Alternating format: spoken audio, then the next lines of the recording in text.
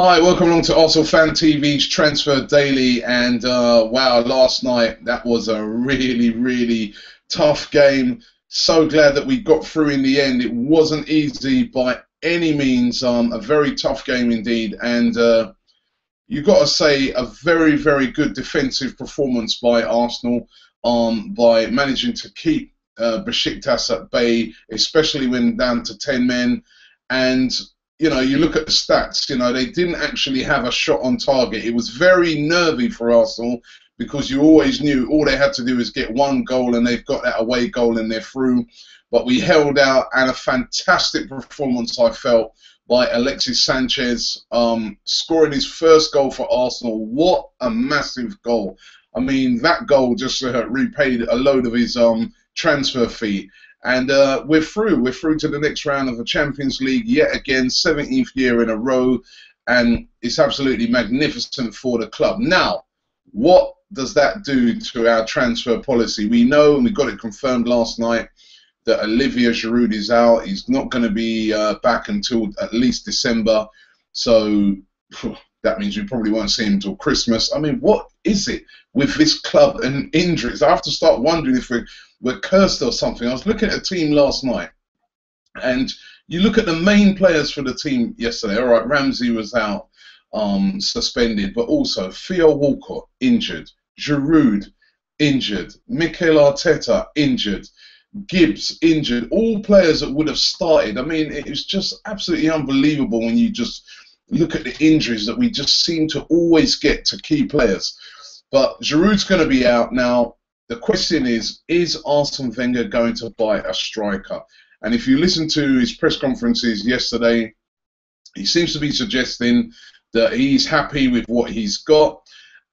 He's saying that, you know, listen, I've got Podolski, I've got Joel Campbell, I've got Yaya Sanogo. I bought Alexis Sanchez here, he's saying, to be a striker. I didn't bring him here to be a winger.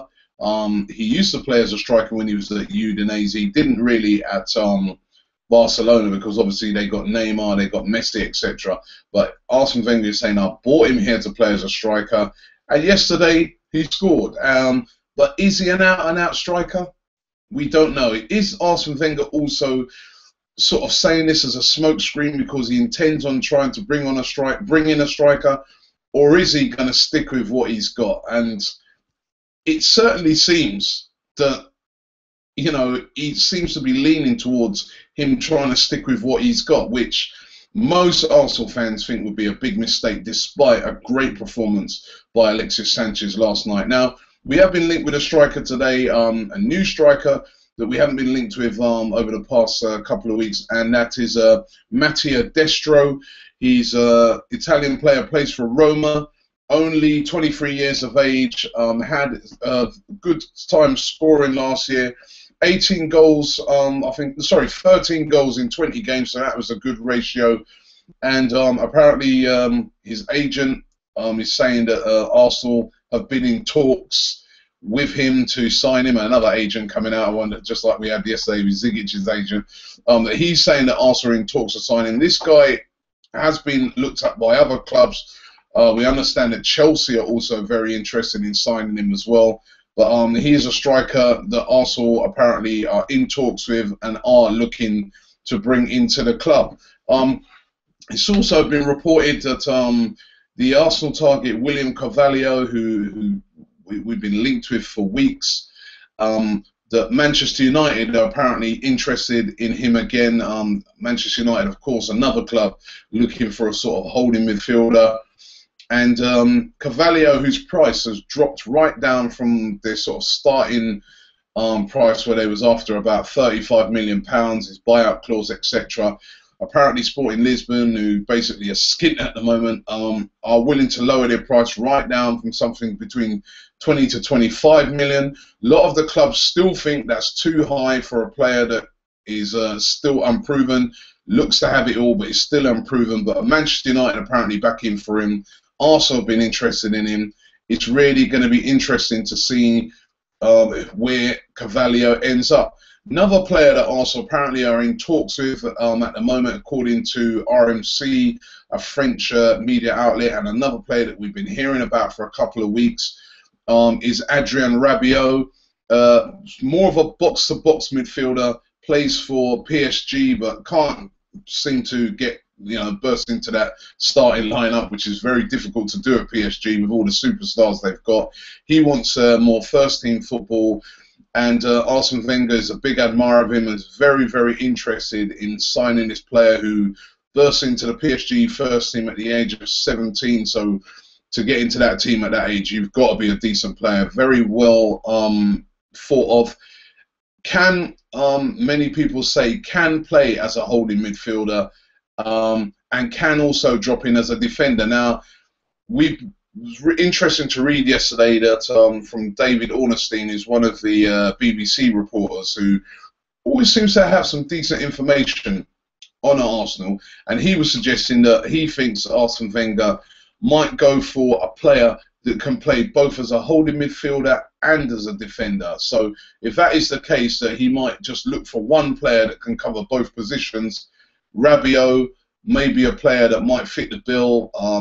He's not a massive name out there, and those are the sort of players sometimes that Arsene Wenger likes. And let's face it, he's got it really right in that aspect with Callum Chambers. When he came in, a lot of people was thinking, well, 16 million for this kid, we don't really know nothing about him, and he's been an absolute revelation since he came in. Again, last night when he came in on the right-hand side, looked so assured again. So Rabiot could be another player that could be on his way to Arsenal. Apparently, as I said, RMC saying that he's in talks with Arsenal at the moment.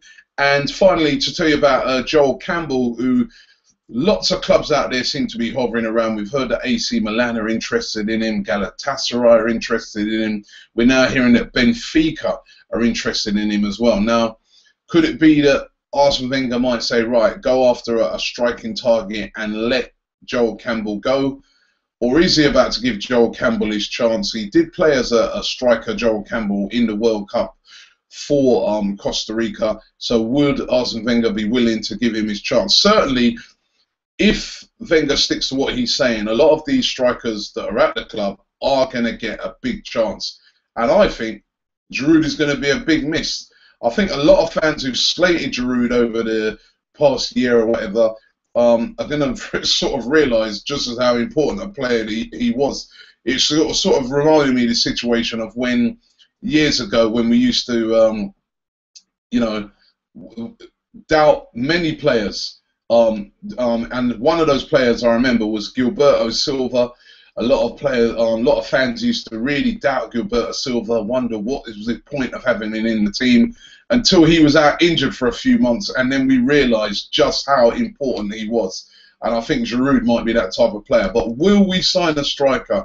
That seems to be on everybody's lips at the moment. Will we sign a striker? And I can tell you one thing, as I said yesterday, the links with Zigic is absolute nonsense, and thankfully Arsene Wenger said yesterday that he's not interested in signing Zigic. I mean, if that would happen, I think there'd be uproar amongst all the fans at Arsenal. Let's get into some of your comments, what you're saying. Dordasar says, Cavani, please. Now, everybody's been calling for Cavani. Everybody's been saying, let's go and get Cavani. We've had links with Cavani, but I've got to be honest, especially when you hear the things that Arsene Wenger are saying, you just cannot see him going and getting Cavani. The amount of money it will cost him, the transfer fee, the wages, unless he offloaded a couple of the players that he's got at the moment as strikers, I just cannot see it happening, especially this late on in the day. So I'd be really surprised if we saw Cavani or Falcao coming in. Again, Falcao, humongous wages that he receives at Monaco. I just can't see Arsene Wenger going out there and paying £200,000 a week plus in wages. I mean, Falcao's wages works out, I think, to be about $250, and that doesn't even include all his bonuses and that. So I just can't see it happening.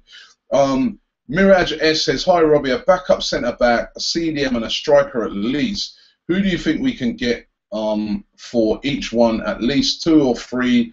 We're suggesting if we can wrap up Cavalier or Remy as Cavani, and Cavani Is that possible? As I said there, I don't think Cavani will happen. That's just my personal view. You never know. Carvalho, maybe that could happen, but I don't know. It's really, really hard at the moment to judge what's going to happen. The one good thing is that we've got Champions League football, and that was vital, and we've got that at the moment, and that will help. Kim Kallstrom, Ollie Tan is suggesting, what about him? Listen, you wouldn't be surprised if Arsene Wenger to bring back somebody like Kim Kallstrom, but I can't see it happening.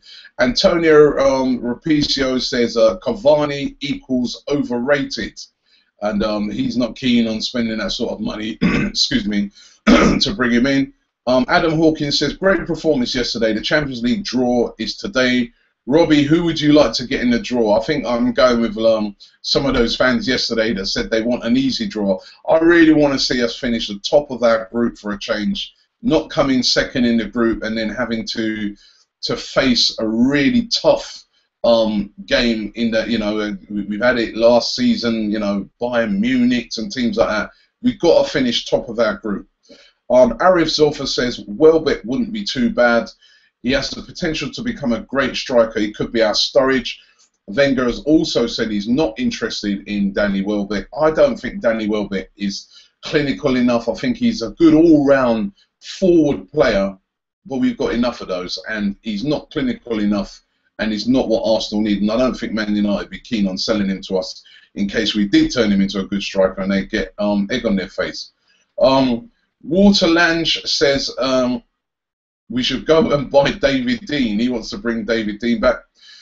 Denny A.F.C. 1, he suggests a really good striker, and that's Stefan Kesslin, German player, very, very good striker. Doesn't seem to get into the German team because he doesn't get on with Lowe, the coach, but he's a class striker.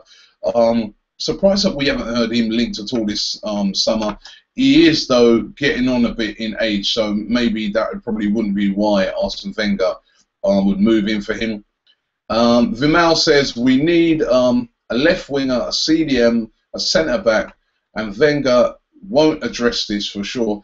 As I said, he's certainly looking like Wenger is really, you know, reluctant to bring certain players in. Konchak says Destro and Rabiot, who the, I'm not going to say that word, are these guys? Yeah, so he's not convinced with them. Again, Destro, you've got to say it, Destro, Rabiot, both of them up and coming players. None of them are established players, but that's what Arsene Wenger likes sometimes. Prayash official says, why doesn't Arsene make it easy for himself and for Arsenal by buying a striker and players what we need? And Rohan says, God, we've got the money. Why can't we buy Cavani? And there's a lot of frustration throughout the fans. And you know what? I understand the frustration because we know there's just some targets, some players there, just a couple that we need. And if we buy them, honestly, I think we could win the league. If we made those couple of signings, we could, you know, we got close last year. We could have a massive shout. And whether he's going to do it or not, I don't know. I think Arsene Wenger's a guy, he deals with a lot of loyalty and harmony in the camp, and whether he's going to go out there and make those signings, those key signings that we need, remains to be seen. We're going to find out over the next few days, so we're just going to have to wait and see. That's what we're going to have to do. Window shuts on Monday at 11 o'clock. We'll be doing a big feature on it all day on Monday, so look out for that.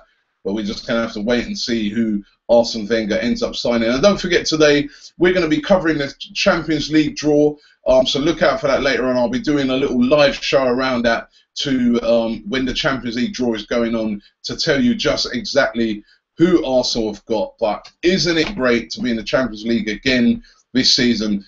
Go on, Arsene, get some players so we can try and win this thing.